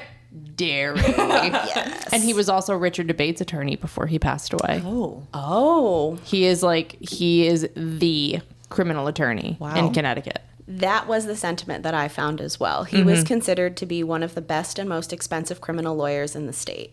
Santos was good. He was known for passionately defending his clients and sometimes overstepping his bounds in the courtroom, but always because he just cared so much. He was known as the man who was expensive, but for what he could do for you, his fee was too low. The evidence against Karen was mounting. The public was against her. If she went to trial, the state felt like there was enough evidence to convict her on the accessory to murder charge and the two-pronged conspiracy to murder charge for 86 and 87. The state hinted that they were open to a deal if Santos was open to hearing it. If Karen pleaded guilty, she would be sentenced to 14 years. With good behavior, she'd be out in 7, still in her early 20s with her whole life ahead of her. It was a great offer, Santos and his partner thought. They urged Karen to take it. But Karen adamantly refused. She was innocent. Why should she take this deal? She believed she should stand trial, and she thought she was going to be acquitted. Santos tried every trick in the book to prevent Karen's case from going to trial, and every single one failed. Then he decided that Karen, too, should see a therapist. But unlike Norris, who was Dennis's attorney, he had Karen see someone who knew their way around the court system. He went to 2 forensic specialists, and they interviewed Karen, and they put her through the gamut of psychological tests. I'm going to read a quote to you guys about what these professionals said about Karen when they assessed her, and I really want to hear your thoughts once I'm done. The men determined that while Karen was cold, unemotional, standoffish, anxious, hypervigilant, mildly paranoid, overly controlled in feelings, very difficult to relate to personally, and although she was extremely angry to the point of homicidal wishes towards her mother, and she suffered through a myriad of borderline personality issues, she was in fact telling the truth that she did not assist Dennis in murdering her mother. She wasn't guilty. What? That was a lot of buts in there, basically, is what I heard. That's like, Karen is great, but she's cold and unemotional, and I'm going to talk for the next 15 minutes about how she has problems. There's a lot of buts in that assessment. I mean, I'm not a psychiatrist or a psychologist. I don't share their sentiment. I don't either. I don't either. I was waiting to see if you had something to say, too, about it. I was gathering my thoughts because I think I was trying to think of what the angle was, and I think that I was paying attention to your words of did not assist Dennis in the murder. Yep. And I suspect that they are making a distinction on that. So Yeah, those were my, not that was why I was yes. silent, and I forgot that I was on a podcast, that I should talk out loud. I think what they were trying to do was try to build up an insanity defense so they could keep it in their back pocket. They did not want to use it because, as Marina has shared with us before, it is widely unsuccessful when you try to do the insanity plea. I think, what was it, 1% of cases? Thank you. I did was that Laura. math. Oh, it was you? 26 out of 10,000. Damn.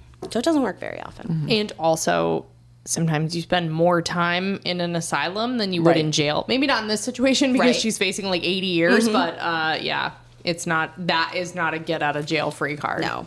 I actually, going back to Dennis, I would have rather seen that for him. Right. That he just went to a psychiatric facility because I think that is where he needed to be. I think, yes. Yeah. Anyway, back to Karen.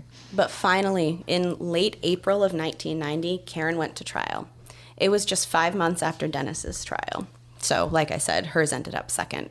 The first matter of business was finding 12 jury members that could manage to have no bias impacting their judgment. It would be difficult given the attention local media outlets had been putting on the trial. It took about a month to find the jurors. They were 8 men, several in their 30s and a few a little bit older, and 4 women, all middle-aged. Oh no, the sexual aura. I'm concerned about the sexual aura with the 8 men. Most of the jury members were white, and they were a good cross-section of the area's middle class. Santos was pleased. The prosecutor, Jim Thomas, so same person that prosecuted Dennis, seemed to care little about the jury. He had been on the state's attorney staff for almost 12 years, and he had a reputation for being extremely well prepared, but unlike Santos, he does not have a flair for courtroom dramatics. He was very confident that he was not going to lose this case, that any jury, once they saw the overwhelming evidence they had, they'd convict Karen. How could they not? His plan wasn't to march in a parade of witnesses or specialists. He didn't want this to be overkill and run the risk of the jury turning on him. He wanted to lay out the evidence rapidly and tellingly with as little redundancy as possible. It was a strategy that surprised many. Prosecutors are not typically concerned with overkill. Usually the more witnesses telling the same story, the better. Most prosecutors will pile on the evidence and try to exhaust the jury to the point where the jury feels like they know what the witness is going to say before they say it. Yep. But makes not sense. Thomas. I don't like where this is going. No, I don't like Colby's face either while she's No. saying it. I don't like my face either. I cannot control what my face does. It just does. It just does. The jury was finally ready to hear testimony on May 21st, 1990. The Karen who went to trial was not the same Karen who was arrested. In the 3 years that passed, her attorney took the time to groom her for this moment. She was now 19 and a slight, fragile-looking woman who sometimes looked like she could be as young as 12. She now wore very little makeup and had ditched the skin-tight clothing in favor of more modest, loose-fitting attire. Now she seemed vulnerable, even frightened. She no longer appeared arrogant or cold. She bit her lower lip. Her smile was a nervous one. She was now the picture of innocence. Oh, Hubie got her off, didn't he? Oh, Hubie Santos.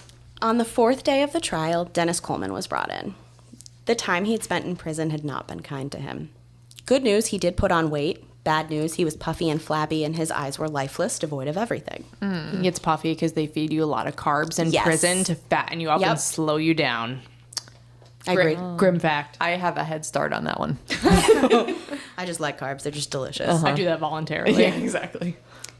So Dennis did eventually get transferred from Summers to a facility in Hartford, but not before he was attacked by the other inmates. He was assaulted and beaten, his arm was broken, and he was threatened.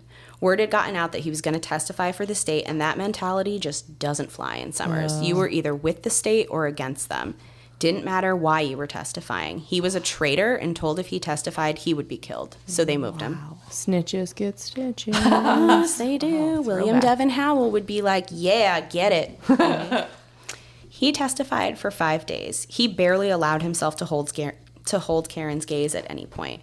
Karen, ever the little actress, cried when Dennis started describing her mother's murder, and the court had to take a brief recess. When they resumed, she put her head down on the table and sobbed. They needed to take another recess. Later, when the jury asked for the testimony to be reread, she broke down again. Oddly, all at the exact same parts. Dennis was asked why he was testifying, and he said because he felt like it was the right thing to do. He needed to share his story. He said his feelings towards Karen now were more apathy than hate. He asked Dennis questions about the letters he and Karen exchanged.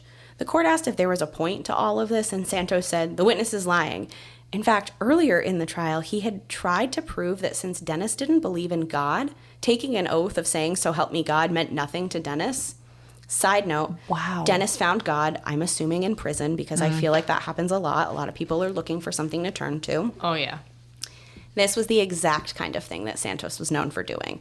The judge was furious and told him that the jurors were not interested in hearing his opinion, and if he had one more outburst, the court was going to take action against him. Wow. He apologized profusely and crawled back to his table, but this was exactly what he wanted to happen. Santos next tried to focus on just how much control Karen held over Dennis, asking him stupid questions like, if Karen asked you to jump off the Brooklyn Bridge, would you do it? Yes. If she asked you to kill the president, would you do it? 100%. Both of which he actually answered no to because their murders would be pointless. Oh. At the end of the 5 days, most who listened to Dennis thought him a very credible witness. He held up well despite the defense counsel trying to trip him up constantly. Dennis had been honest about things he didn't recall, like dates or the order in which some letters were received, so Santos really had done very little to damage Dennis's credibility. I have a question. Yes. Marina loves this when I ask her an out of the blue legal question. This is less legal and more just like, I don't know anything about law or being a lawyer. On TV, you often see they'll say, a lawyer will say something just to get it out there, even if the other side objects, and they're like, disregard that, but it's out there and it's said. Does that really happen? Yes. Do you think that's what he did with that, where he said it, like made this big fuss and then was like, oh, I'll back off, but he made the point and did it? It's possible, but I mean, you can ask a question and somebody answers it while the objection is pending, or they answer it before it comes out, and they'll say, the jury is instructed to disregard that. you can't unring the bell. Right. And that's infuriating on appeals when you're appealing. They're like, well, the jury got this information. It's like, well, the judge instructed them to disregard it. And you have to assume that the jury is listening to the instructions that the judge gives you, which completely disregards human nature and, people's thought processes. Shannon Du Bois also testified, and she told her story, the same one you guys heard me recount today on this podcast. Santos was gentle, but he still tried to rattle her. But Shannon was not having it. Our girl stood firm. She was not confused. She was not misremembering conversations for who said what. She was telling the truth. Beverly Warga also testified. If you don't remember her, she was the secretary that overheard all of Karen's conversation with Dennis at the Glastonbury Police Department. So while Dennis was a questionable convicted felon, Shannon and Beverly were not. The state rested on May 31st, 1990. They had not called Chris or Kira as witnesses. They actually found them both to be impeachable, so they just didn't even bother. Thomas thought for a convicted killer, Dennis's testimony had been great. Sure, it's hard to trust a felon, but Dennis said nothing self-serving. He was fully open about his involvement in the whole thing. Even if the jury didn't believe Dennis, who would doubt Beverly and Shannon's testimonies? What did they possibly have to gain by lying about Karen's actions? The public continued to be fascinated by the case. People lined up outside of the court each day hoping to get a seat. They waited outside for others to leave to see firsthand the trial. So it was like at college when you'd stalk people for parking lots. That's what they were doing for these seats. Wow. The public opinion was that Karen was guilty and a conviction was inevitable. On Monday, June 4th, they had Karen take the stand, and they worked on repairing her image and trying to build sympathy for her. They started with the letters. They wanted Karen to explain just how innocent they all were. It was just a big misunderstanding. The aborted plan she referred to in her letters, it wasn't some 1986 murder plot. It was to run away with Dennis. When she wrote that the plan wasn't to be carried out, she meant she realized how foolish they were being, thinking that they could make it on their own. When she said she'd do whatever was necessary, she just meant she'd finally stand up to her mother. Oh, come on. You know what I hate about this? When I'm listening to this, my automatic thing is, do I believe her or not? But that's actually not the question that juries need to think about. It is, does it introduce reasonable doubt? And it kills me because I don't agree. Like, yeah, is that what she did? No, but it makes me doubt. Exactly. The other problem is this. We've said this before. You're telling us all of this information leading up to the trial, and then we get to the trial and we're like, fuck Karen. But you don't know, well, you're telling us the evidence that the jury got, but we have different evidence. So, you're like, how could this have happened? It's like, you weren't in the courtroom. You have additional information that the jury never got. Well, and they specifically went for juries that weren't, or jury members that were not watching the news and not super familiar with the case. So that even more leads to what you're saying. There was one more thing that they had to clear the air on that Karen had done. So, yeah, sure, Karen had crushed up some pills and put them in her mom's sandwich that one time, but she wasn't trying to kill her. She was just angry. Her mom was mad that she and Dennis were sleeping together, and Karen just crushed up the 2 pills to take the edge off for Joyce. Did you tell us about that before? Did we know about that? I don't think so. I think it was one of the things I cut in my notes, but it was just like in the middle of Dennis and Karen scheming for things. Like Joyce found the letter where in her journal where Karen was saying that her and Dennis had sex for the first time, or maybe it was like at some point in like the 10 or 20 times that they had. It was 80 overall, in case you were wondering. Regardless, she had done this because Joyce really was freaking out at her for finding out that her like 16-year-old daughter was sexually active. I'm sure she just had a hard time with it. What kind of pills did she crush up? She said they were Joyce's migraine medication, but I don't know exactly what they were. It didn't say like what prescription it was in the book that I read. So it wouldn't do anything. 2 would not have done anything to her. Karen actually crushed up the whole bottle and put it in there, though. That's what she's not telling us. And she made her mom a sandwich. I feel like it was like a peanut butter sandwich or something. And she put it in there. And Joyce took a bite and spit it out and was like, this is disgusting. I'm not eating it. Yeah. Have you ever tried to swallow a pill and it gets stuck? Well, you're terrible with pills. But I go to swallow a pill and it gets stuck in my throat. And I'm like, because it tastes awful. If you crushed up a bottle of pills, I would notice. To this day, I can't eat regular applesauce because I couldn't take pills when I was a kid, and my mom would crush up, like I'm sure many parents did, and you can taste all of it in applesauce. So to this day, I can't eat applesauce. So that's a grim fact I didn't know.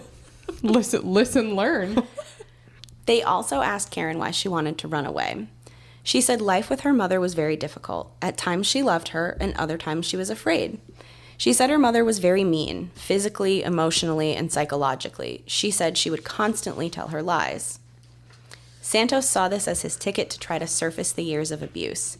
His plan was to bring in witnesses that could confirm the stories of the abuse. The problem was that he was trying to give Karen a reason for committing a crime that she wasn't admitting to committing. Oh. Does that work? Admitting It to does. committing? It's just that they sound They the sound same. silly. Yeah. Yes. But that's a great point because it's he can't win because Yep. if he proves that there's abuse, then there's motive. Mm-hmm. And if he can't prove that there's abuse, then why was she trying to run away? Right. He wanted to present that the original conspiracy plot was not an earnest attempt to have her mother killed. It was an abused child acting out after years of abuse. They wanted to illustrate why Karen would act out against her mother. They wanted to outline the years of abuse Karen had faced, so now it was no longer Karen in the court of public opinion, but Joyce. The stories Karen told were all confirmed by the witnesses Santos had lined up. You could feel the swing in the jurors' opinion of Karen. Now there was sympathy for her. She was the object of pity. People still thought she should be punished, but they were less certain to what extent. Yep. On cross-examination, Thomas tried to hurt Karen's credibility, but she basically denied everything and said Dennis and Shannon were liars. She kind of said, like, Shannon used to be my best friend, and she turned on me, so that's her motive to lie, but it's not a good motive. The prosecution in their closing argument said Karen's entire testimony was basically that she wasn't involved. It was just a fantasy. But if she did want to kill her mother, this is why she's justified. I feel like this was the OJ defense. I was just going to say, is she O.J. Simpson? I didn't do it, but if I did. In the defense's closing arguments, they tried to paint Dennis as the monster. They focused on Karen's journal entries and how her mom was just so proud she was with Alex. Was that July diary the diary of a girl who wanted her mother dead? No way. They said that Karen was filled with guilt, not because she was involved in the murder, but because she was the sole reason Joyce and Dennis knew each other. That's what she was guilty of, for bringing Dennis into Joyce's life. Karen never had a chance to be loved by her parents. She never had a chance at a normal childhood. They wanted to give her a chance now to live her life and get the help she needs to cope with the years of abuse she faced. The state had the final word and urged the jury to judge Karen based on her involvement in her mother's murder, not the sympathy they felt for the obvious years of abuse she faced. After 18 days of trial, the jury was to deliberate on the verdict. And deliberate they did, for days, even weeks. Finally, on Thursday, June 28th, after 3 weeks of deliberation, the jury had finally reached a verdict. As the foreman came back in, he smiled at Karen and winked at her. Oh, no. The jury found Karen not guilty on the count of accessory to murder. On the count of conspiracy to murder, they were deadlocked. The vote was 7 for acquittal, 5 for conviction. Outside the courthouse, the foreman gave an interview stating that even before the state had finished their case, they knew Karen wasn't guilty. It's not how this works, guys. Yeah, I was just going to say, I think you shouldn't say that. He said Dennis was a self-centered, twisted individual. He said there was no way Dennis had no animosity towards Karen, and based on that, Dennis was a liar and he shouldn't be trusted. So, like, anything he says at all can't be trusted because this guy can't believe that he doesn't hate Karen. Wow. During this interview, Karen appeared and the foreman asked if she happened to catch his wink. She said yes, and he hugged her and stroked her hair. Again, ick. What the fuck? Guys, I am pretty confident that Karen is some kind of a succubus based on how men respond to her. Yeah. I did it. I made Marina speechless. Like the police officers and like jury foremen. I mean, like civil servants being Sexual like aura. the sexual aura on this girl. What the fuck? She's got that catnip. This is definitely an explicit episode with all the F-bombs Yes. that Yeah. Laura and I have Sorry. dropped. Deserves it. I just can't. There's no other words in my brain. So much like you two, the public was furious. Local television and radio stations were fielding calls left and right about the gross miscarriage of justice they had just witnessed. The majority of the calls, interestingly enough, came from women, not the men who were under Karen's spell. Reporters rushed to ask Dennis for his opinion, and I think he nailed it. He said, Karen spent years learning how to manipulate people from her mother. Absolutely. She did it very subtly, but it worked on the jury. He maintained Karen was still guilty. The public outrage grew for the next 3 weeks, and pressure mounted to retry Karen for the conspiracy charge. And so the state said that they would. But guess what? They never did. Karen would never serve any time. She had orchestrated the murder of her mother and gotten away with it. Holy shit. May he rest in peace. But can you see, like, Hubie Santos Oh is my God. legendary. Like, Yes. that would be who you would hire. Right. Wow. And, Yeah. you know, for trial. That's wild. Yep. Wild. So I could see that man was talented. Mm-hmm. Dennis was released from jail in 2012. He served 22 years. Wow. Both Dennis and Karen tend to stay out of the public eye these days, but I did try to look up what Karen was doing, and I know she was married maybe a decade ago, and she's living somewhere in the South doing social work. I think she's in Missouri. Just like her mother. Yes, just like her mother. God. Like mother, like daughter. Seriously. In every possible way. What do you guys think? Was justice served here? So I was thinking while you were reading this, because your point about, like, we're hearing all this, all in, well, 2 sittings, but all together with specific evidence. And I was thinking, if you hadn't started with Karen's abuse, like having been abused, and how crazy and abusive and manipulative that Joyce was, I would have been completely against Karen the entire time. Yep. That little bit, and I'm sitting here knowing all the details. I trust what you said, and I still have a little bit of me that is like, it almost, if you can argue that Dennis was, it was not his control, and Yep. I can argue that Karen wasn't either, because what chance did she stand? I don't think I don't think ever it's had one. acceptable. I mean, there's, as you said, there's plenty of people who have horrible childhoods that don't kill their parents, but still, I this one threw me for a loop. I think the switch for me, you really took me on a roller coaster. That was my intention. Yeah, we started off and I'm like, Joyce sucks. Yep. And then we transitioned into Karen sucks. Yep. And I felt bad for Dennis the whole time. Yeah. At no point did I feel animosity towards Yeah. Dennis, which Same. he's a murderer, so maybe I should have, but I didn't. Well, especially when you learn that it is he physically can't help it. Right. Not that he could. He probably could have helped not murdering. Right. But he really, as I said, probably should just be in a psychiatric facility. I think I would feel different about the outcome if it wasn't the result of Karen manipulating Dennis, where Dennis ended up serving all this time and Karen Yeah. walked away Yes. scot-free. If it was an act of desperation where, Joyce was actively beating her and Yep. Karen was in this horrible situation and, he's saving her Right. from her mother.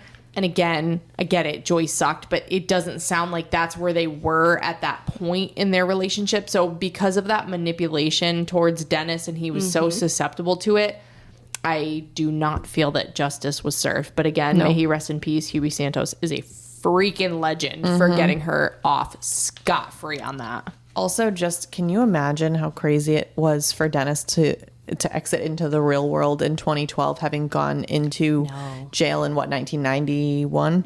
1990. 1990. Just the sheer amount that changed in Yeah. the world between 1990 and 2012. Just as a thought. I want to say that one of my clients once, he was in jail for I think 20 years and he was transitioning to a program where they were trying to explain the technology, like they were trying to introduce That's it what I'm to saying. them, because it's almost like Shawshank Redemption, where Yes. that guy got out after all those years and he just couldn't handle it because he was so used to the structure of prison. And Yep. Well, and just 1990, no cell phones, Right. no Right. internet, no computers that normal people had, Oh, man. What a nothing. shock. And now 2012, you have Yeah. iPhones. yeah, I mean, you're not just at like, a flip phone. That'd the iPhone. That'd be crazy. So that is the tale of Joyce and Karen Aparo and Dennis Coleman. I'm verklempt. Oh, that's Marina's favorite word, aside from interesting. And what is the other one that I like? Nefarious. Oh, yeah. Nefarious, ominous, verklempt, and interesting. One of these things Love is them. not like the other. No, they're very different. But May I also just say that Colby originally considered that this was going to be a one episode. And we are very much at 2 episodes. So, but shout out to you because you you basically wrote a book and read it to us. But I'm so glad that you brought us the information you did. It was, as Marina said, a super roller coaster. It was captivating is maybe the right word. So thank you. I was really sad with the trial because I knew where it was going. Same. And it was a bummer to be on that roller coaster ride, but here we are. One cool thing is this case was actually also a listener suggestion. One of my coworkers sent me an article on my work laptop, and it was like sex, murder, and obsession. And I'm like, close it. Now go find this on my phone. Yeah, exactly. So I didn't ask her. I didn't think to ask her if it was okay to shout her out, but she knows who she is. And I told her today about how freaking excited I was to tell this story. And I know she's super excited to hear it. Insane. You know, I was thinking about this being a roller coaster. Do you remember when Fabio got hit in the face with a bird when he was on a roller coaster? Yes. That's how I feel. Yes, you just take a pigeon to the face. Yep. That's what I did today. We started off with just joy when you're like, chick, chick, chick, chick, chick, chick, chick, chick, and then we just mounted feathers. the crest and just Feathers and blood. pigeon in your face. And for that, I am sorry, but I'm actually not. No. You never are. I never am. You never I are. love to torture everybody. The only thing you're sorry about is this isn't unsolved, in our opinion. Yes, because I always love me a good unsolved case. Do you know what I think it is? I think I don't enjoy reading the trial recaps because I feel like at that point I've already heard a lot of this stuff, and then it's like structured and legalese, and I don't know. I wanted to be a lawyer when I was a child, and the older I've gotten, the more I'm like, nope, you made the right decision not going into that field. But two of us did. Yes, two of us did. No, I meant me personally for sure. That was not for me. Thought it would be fun because I enjoy confrontation and arguing, but it won't be worth it. I could see that. So, Gremlins, after you've heard this case, we would love for you to comment on our Instagram posts and let us know what you're thinking. Who do you sympathize with in this case? And how do you feel about Joyce as our victim? Because like I said earlier, usually we're all sunshine and rainbows about the person who's deceased, and Joyce was not that person. No. She did not light up her room. She did not. She darkened the room when she entered it. Yep. So, if you are loving Grimm, please rate and subscribe to our podcast. For those of you who listen on Apple Podcasts, it would mean the world to us if you could leave us a written review. Follow us on Instagram at Grim Crime Podcast for case photos and to stay current on the latest episodes. Want to send us a case suggestion, and I will do the damn thing. Send us an email at grimcrimepodcast@gmail.com. We hope you listen, learn, and stay alive until next time, because the future is grim.